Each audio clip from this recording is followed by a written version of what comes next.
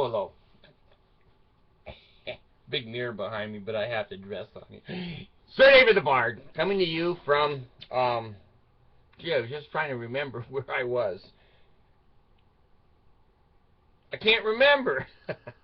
I'm here somewhere, I think. Maybe I'm gone. Thank God. Jesus, come and get me.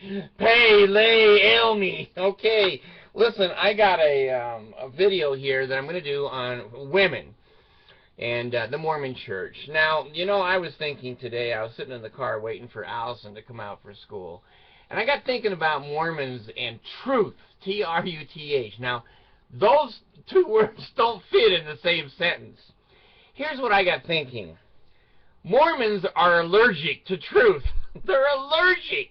They need to see a doctor and get a vaccine.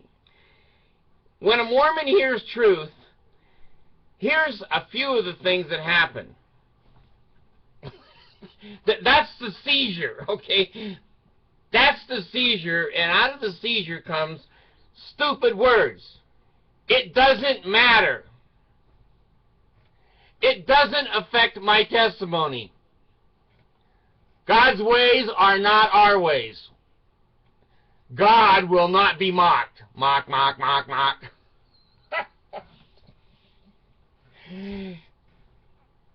That's not true. He's a liar.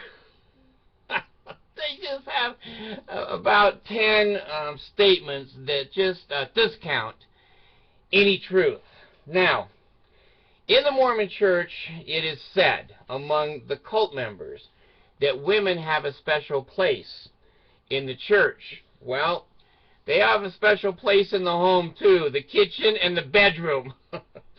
And not in that order. Anyway, in the Mormon church, all the men blow smoke up the women's asses. No, that's not a Mormon cult ritual. It is just a figure of speech.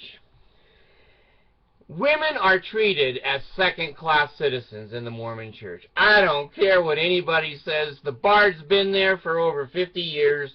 The Bard has had 6 wives. The Bard has been married in the temple marriage 3 times. I know what I'm saying, folks. Here's what I've seen. Maybe you haven't seen this. I've seen it.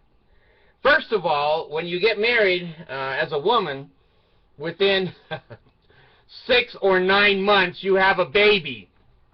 Depends.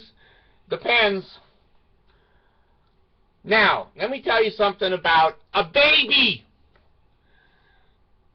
Gallagher, my friend Gallagher, has said it best. It's like a ball and chain. Like a ball and chain. We have little Miley here for free babysitting. We take care of her because her mother is, never mind.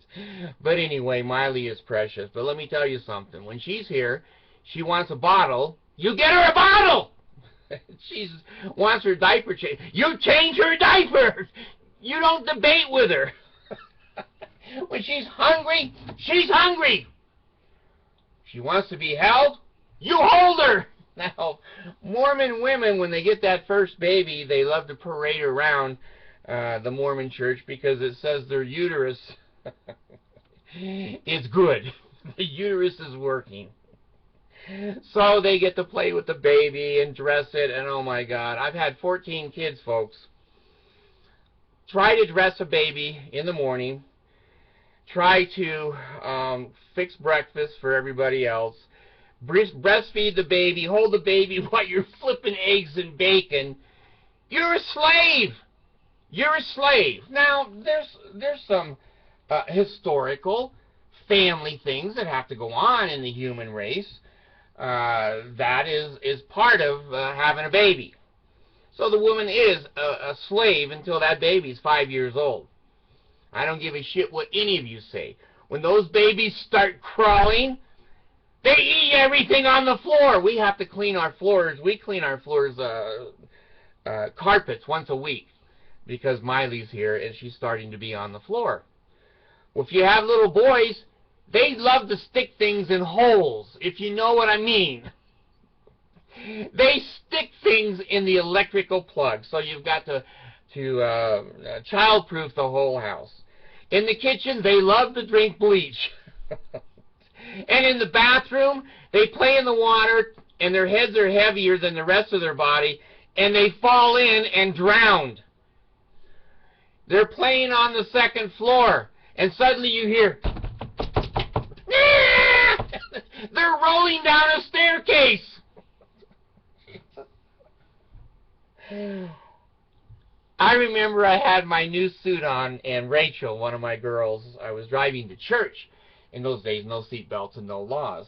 And I was holding her on my back, or on my chest, and she was face out, and I was driving, and damn, we were like 3 blocks from the church. I had a brand new suit on. It looked like Niagara Falls out of the face of a baby. Goddamn, my new suit. Let me tell you something. Women are not equal in the Mormon church. Now, you have 1 or 2 babies. That's a normal kind of a thing.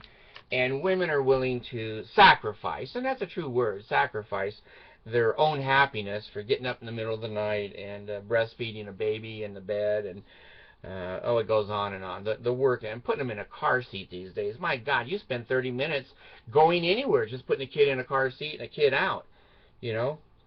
I put them in a car seat, but I just throw them in the trunk. Shut that trunk down. Police can't see that. And they say, what's that noise in your trunk? I thought, I don't know. Open your trunk.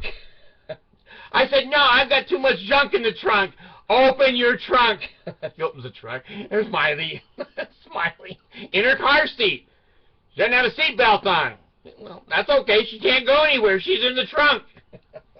So, anyway, the police never see it my way. Women in the Mormon church, they're not even in charge of their own meetings. Now let me give you the prime example. You send a man out on a mission, you send a woman out on a mission, the young people, and they're sincere, usually, trying to believe that the cult is sending them to help other cult members come in. And the women work probably harder than the men, because if you're a woman, you know, you're more exact, you're more obedient. Men are just assholes. Why? I don't know. I don't know. I'm bearing my testimony. So anyway, these 2 lady missionaries, they work and work and work, and they get a convert. And the 2 men missionaries work and work and work, and they get a convert. But the Mormon church says to the women, you don't have the priesthood. You have to call the penises over here, and they have to lay their testicles on the head of your new convert and baptize and convert them to the church. Now that sucks. These girls worked as hard as the boys did, but they have to step back and let 2 missionaries with penises come in and baptize and confirm their converts. Now, the Mormon girls have not even been allowed to say prayer in general conference until the last year or 2. 75 years, women had to stand in the back and not say prayers because men and the penis can pray better.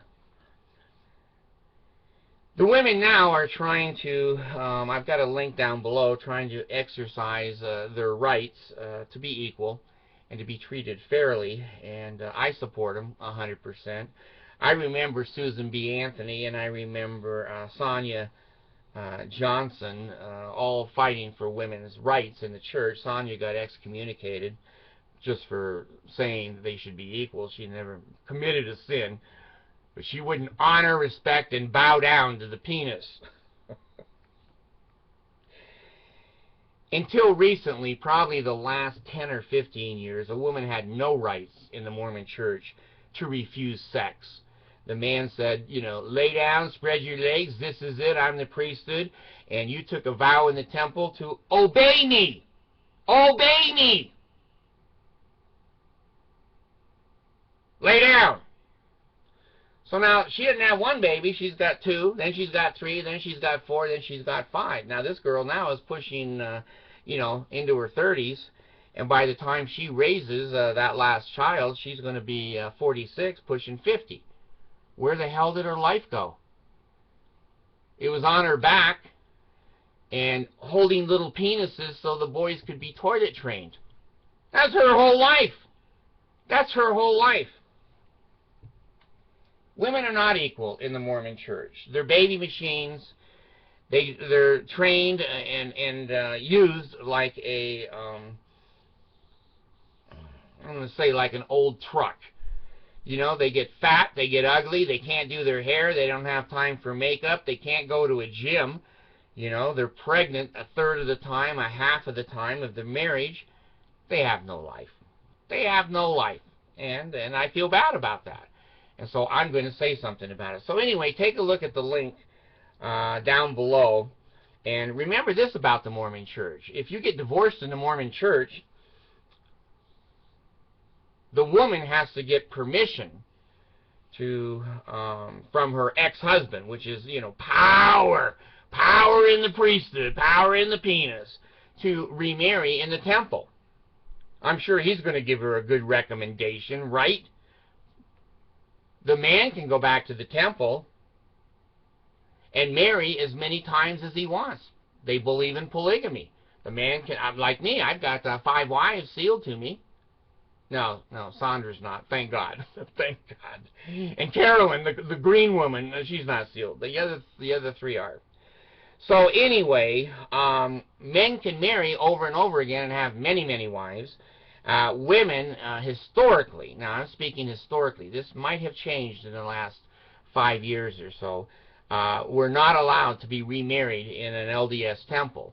It's kind of like the Philippines. Once you're married, you can't, there's no divorce in the Philippines. There's no divorce. You're stuck. So anyway, here we go again with the Mormons discriminating. If you have a vagina, but boy, if you have a penis, you can lay your hands and your head and your body and your testicles on anybody and heal them and raise them from the dead. So anyway, my heart goes out to the females. They should be treated better. They should have power and authority they don't have in their own meetings. In the Relief Society, they have no priesthood. The Relief Society ladies can't even call themselves new counselors and new everything. It always has to go through the men. Always has to go through the bishop. Always has to go through the stake president. The penis is king in the Mormon church. You got a vagina, you ain't going to be a queen. You're going to be a slave.